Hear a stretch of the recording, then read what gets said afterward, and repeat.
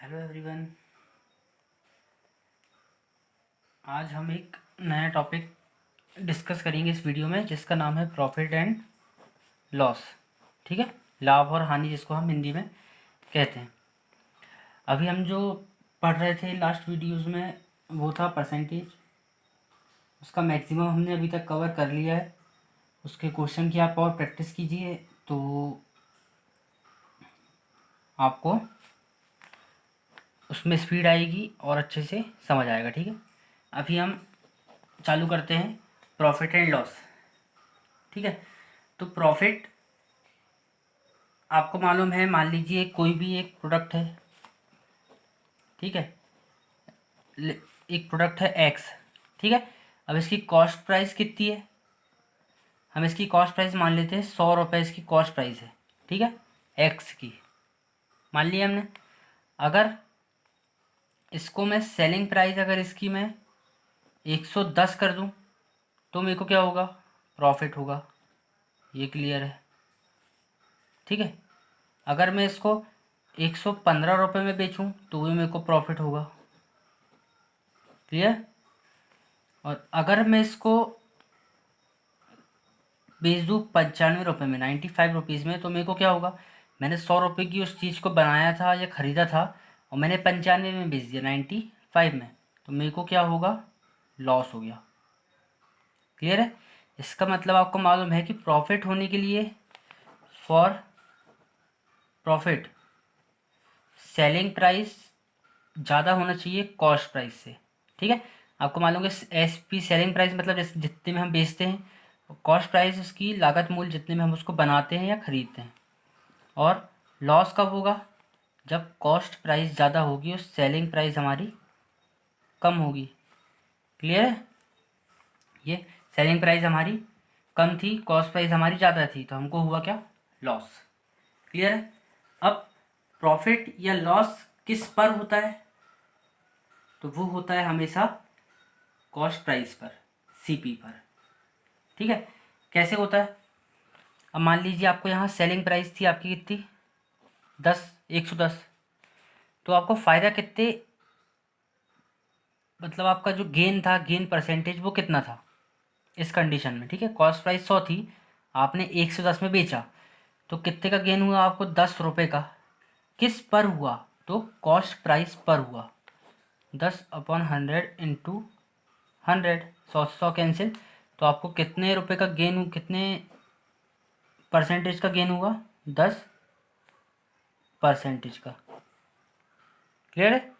और यहाँ पे अगर आपको लॉस होता है, आपने 100 में चीज़ खरीदी, 95 बेची, तो 5 का लॉस हुआ, किस पे हुआ?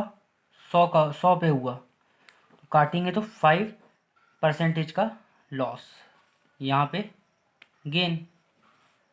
क्लियर है? आई होप कि आपको ये इसका कॉन्सेप्ट जो अभी छोटा सा हम देख रहे हैं वो क्लियर हो गया होगा। ठीक है, अभी सिर्फ हम किस पे रिलेशन देख रहे हैं? कॉस्ट प्राइस पे सेलिंग प्राइस के बीच रिलेशन देख रहे हैं हम, और प्रॉफिट और लॉस का। क्लियर है? ये एक छोटा सा कॉन्सेप्ट है जिसको आपको अभी लेके चलना है। उस जो लो लेवल के क्वेश्चन है अभी हम वो देखेंगे शुरू शुरू में। ठीक है, इसके बाद हम क्वेश्चन का टाइप अपना बढ़ाएंगे और उसका जो लेवल है उसको भी हाई करते जाएंगे। ठीक है, तो चलिए इसके हिसाब के हम कुछ क्वेश्चन देखते हैं। पहला क्वेश्चन है हमारे पास कि 36 किताबों की लागत मूल्य 30 किताबों के विक्रय विक्रय मूल्य के बराबर है, तो प्रतिशत लाभ ज्ञात करें। मतलब क्या हुआ इसका कि 36 किताब हमने खरीदी कुछ रुपए, मान लीजिए उसकी जो लागत मूल्य है वो किसके बराबर है? 30 किताबों के विक्रय मूल्य मतलब सेलिंग प्राइस के बराबर है। ठीक है, तो आपको बताना है कि प्रतिशत लाभ क्या होगा। तो आपको क्वेश्चन में ये दिख रहा होगा कि अभी हमारे पास बुक का सिर्फ क्वांटिटी दी गई है। क्लियर है? जहाँ 36 किताबों का लागत मूल्य बोल रहा है जो, वो 30 किताबों के विक्रय मूल्य के बराबर है। ठीक है, लागत मूल्य मीन्स कॉस्ट प्राइस हो गया और ये विक्रय मूल्य मीन्स सेलिंग प्राइस।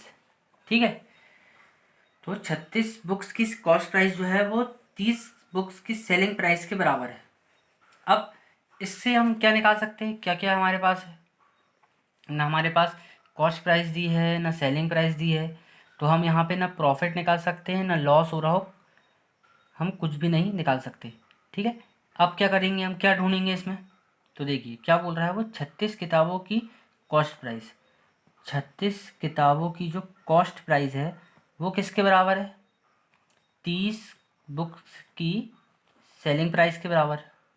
क्लियर है। अब अगर मैं इसको काटूंगा, 6 से 6 बार जाएगा, ये जाएगा 5 बार, तो 6 कॉस्ट प्राइस, 6 बुक्स की कॉस्ट प्राइस 5 बुक्स की सेलिंग प्राइस के बराबर है। अब अगर मैं इनका रेशो निकाल लूँ, तो रेशो कैसे रहेगा, कॉस्ट प्राइस अपॉन बुक का सेलिंग प्राइस इक्वल्स टू 5:6। ठीक है, ये हमारे पास क्या आ गया, एक रिलेशन आ गया। क्लियर है, हमने रेशो पढ़ा था। अब रेशो आ गया कॉस्ट प्राइस और सेलिंग प्राइस का 5:6। या तो आप यहाँ एक्स मान सकते हो या नहीं मानना है तो कोई बात नहीं।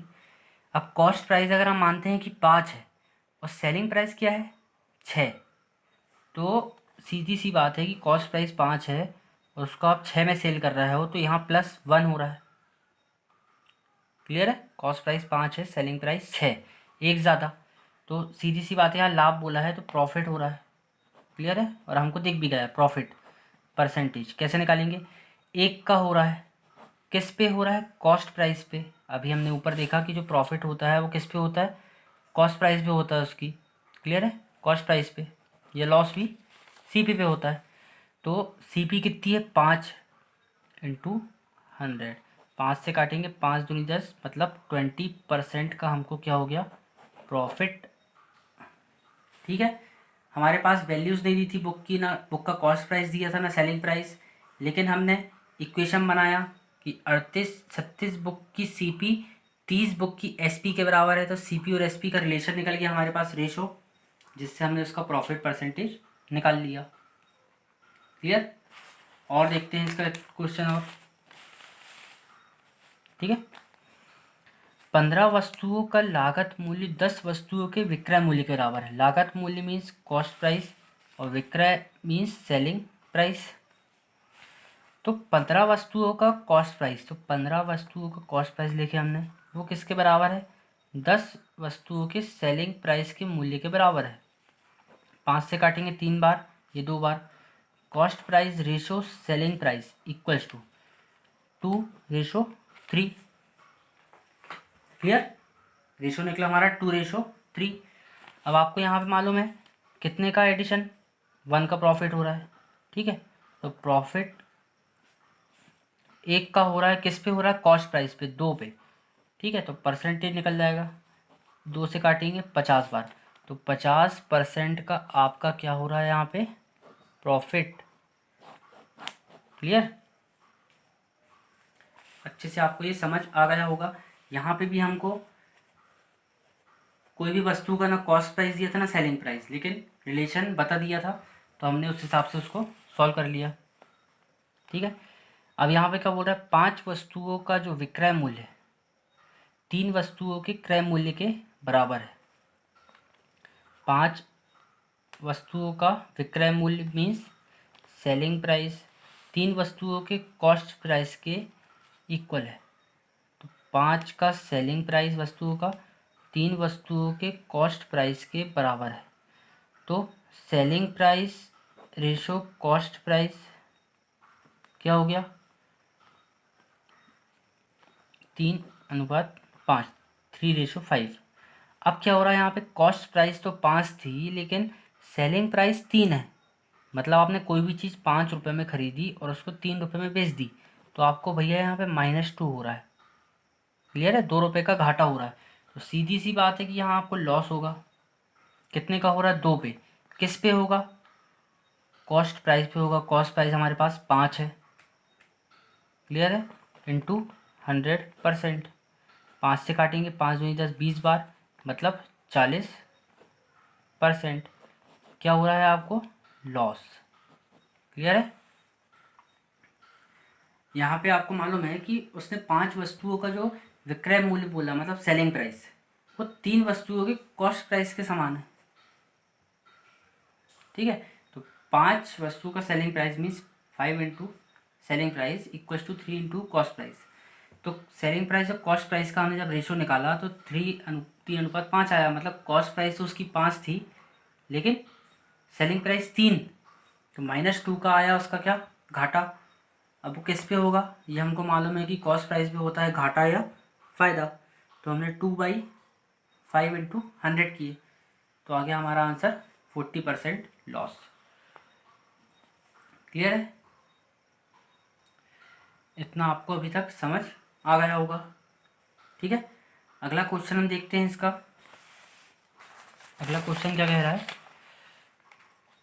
यदि 3 खिलौनों को 4 खिलौनों के लागत मूल्य पर बेचा जाता है, ठीक है, तो प्रतिशत लाभ ज्ञात कीजिए।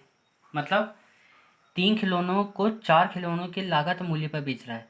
लागत मूल्य मीन्स इसके कॉस्ट प्राइस पे बेच रहा है। ठीक है, तो 3 खिलौने का सेलिंग प्राइस जो है वो किस पे बेच रहा है, बोला 4 खिलौनों के कॉस्ट प्राइस पे। ये हमारी फिर यहाँ पे हमने इक्वेशन बना ली अपने हिसाब से।